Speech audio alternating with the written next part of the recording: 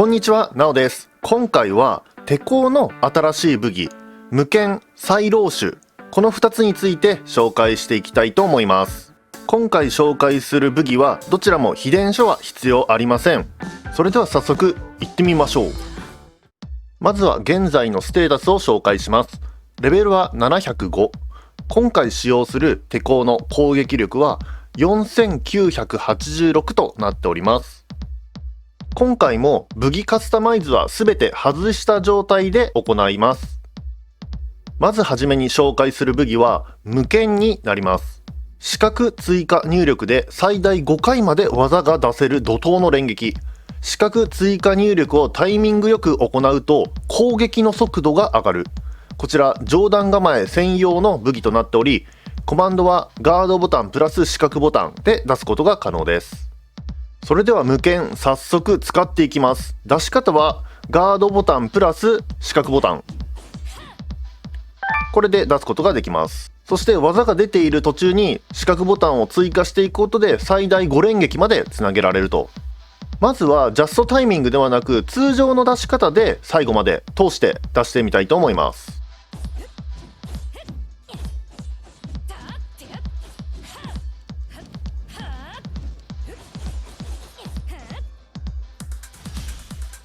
今見ていただいたものがジャストのタイミングでの入力ではなく、ただ単に視覚ボタンを続けて押した場合の一連の流れになります。続いてはジャストタイミングで入力した場合どのように技が変化するのか、これを最後まで続けて見ていただければなと思います。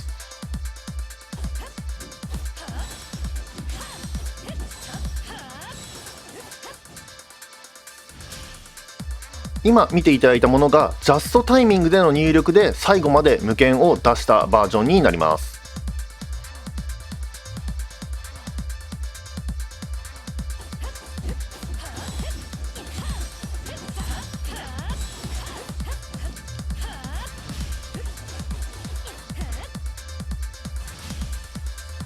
ジャストタイミングの入力のコツとしては、出す瞬間にですね体が光るんですよね。その瞬間に視覚ボタンを押すことでジャスト入力ができます。ちょっと光る瞬間をね見ていただきましょう。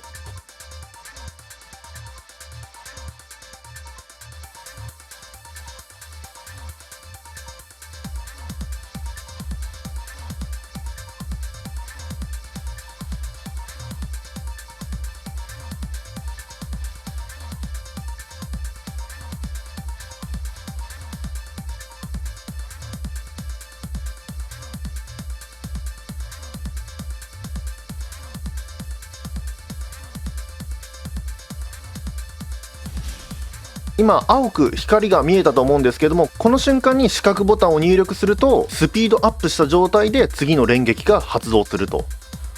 もう一つ出し方のコツとしてはキャラの声を聞くっていうのがあります。実戦では他のいろいろな音が混じるのでそこまで役に立たないかもしれませんが、一応紹介だけしておこうと思います。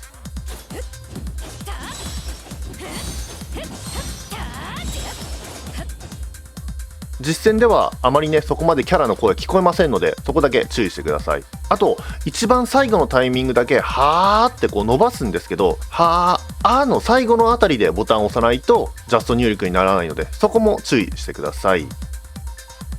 ャストタイミングでの入力を失敗しても技が出なくなるとかそういったことはないので、成功したらラッキーぐらいの気持ちで使ってみるのがいいかなと思います。続いてはダメージ量の測定に入りたいんですけども、技の性質上修行上では少し分かりづらいところがあったので、こちら仁王の絵巻の5月を相手にダメージ量を測っていきたいと思います。それでは5月相手にやっていきましょう。まずは参考までに上段の速い攻撃当てます。1329、1326ですね。次は無剣を実際に使っていきたいと思います。いきます。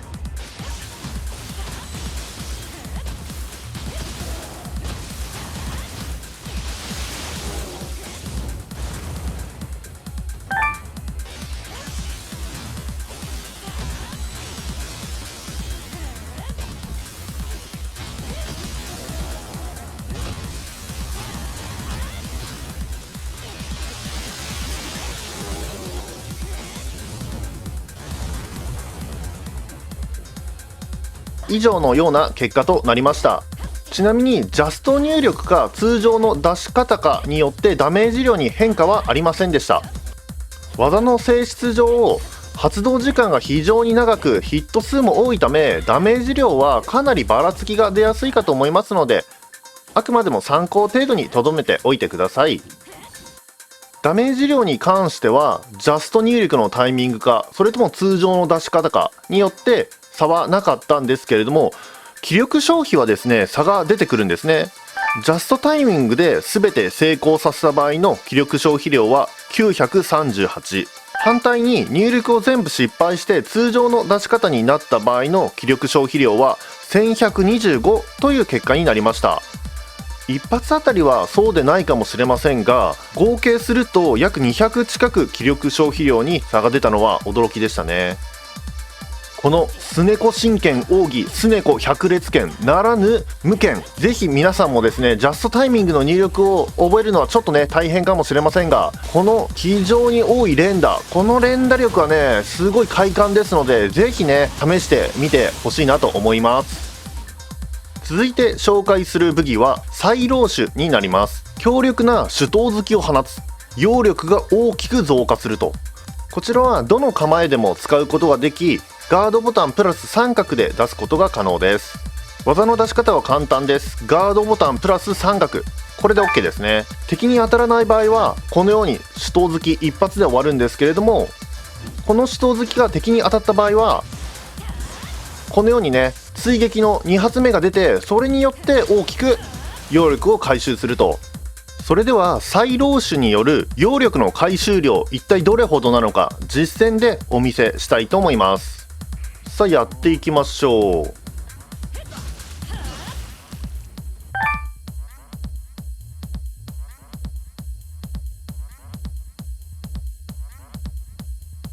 0の状態から始めて 2.7 まで上がりましたね。また使っていきます。今度は 2.3 の状態から 2.3 から 5.1 まで上がりましたね。今度は8から 10.8 までということで、揚力の回収量は約 2.8 程度ということが分かりました。一番少ない時で 2.7、 一番多い時は3回復したこともあったんですけれども、平均すると2.8 ぐらいなのかなといった印象でした。癖も少なくさっと使えて、それでねこれだけの揚力回収量があるっていうのは非常に便利かなと思います。続いてはダメージ量も一応チェックしていきましょう。まずは参考までに上段の速い攻撃1373という形ですね。次は再老手打っていきます。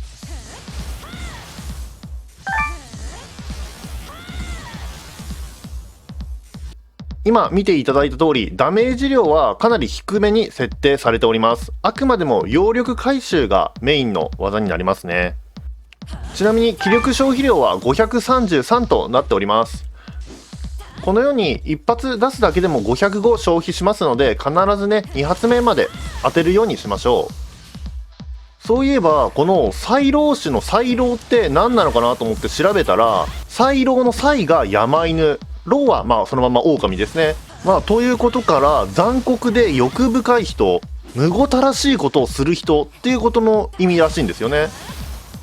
ぜひ皆さんも普段悩まされているあんな敵やこんな敵を相手に思いっきりぶち込んであげて、その後妖怪技でぶっ飛ばしてやりましょう。それでは最後に今日紹介した2つの技を中心にニョテングちゃんと戯れたいと思います。私はコガン先生とは違い戯れでも全力でいきたいと思いますので、コーリーの一撃こういったのをねきっちりカスタマイズしてこの状態でやっていきたいと思います。さあそれではニョテングちゃんに遊んでもらいましょう。お願いします。まずはサイドローシから使っていってみましょう。チドンかけたとはいえニョテングさすがね素早いのでちょっとね当てるの難しいかもしれませんね。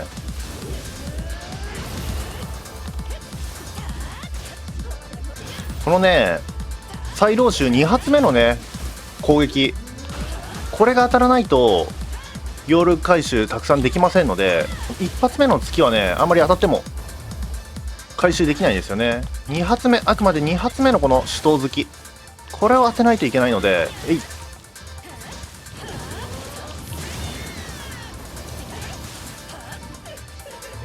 ただいつでもこうやってね、簡単に揚力をガッと吸える技があるっていうのはね、一つ持っていくだけでだいぶ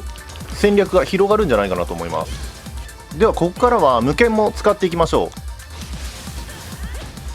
ジャスト入力のタイミングで入れるのは難しいですが、調子に乗ってね攻撃しすぎるとこうやってなると、やはり実戦でね使いこなすのは非常に難しい。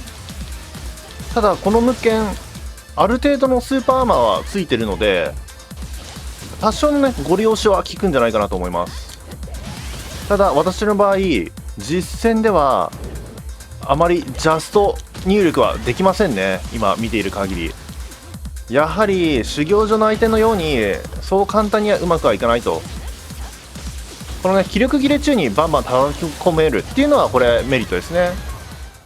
以上簡単ではありましたが、無剣と再老種この2つの武器を使ってニョテングさんと遊んでみました。今回の動画は以上にしたいと思います。最後までご視聴いただきましてありがとうございました。もし気に入っていただけましたらチャンネル登録、そして高評価もぜひよろしくお願いいたします。それではまた次の動画でお会いいたしましょう。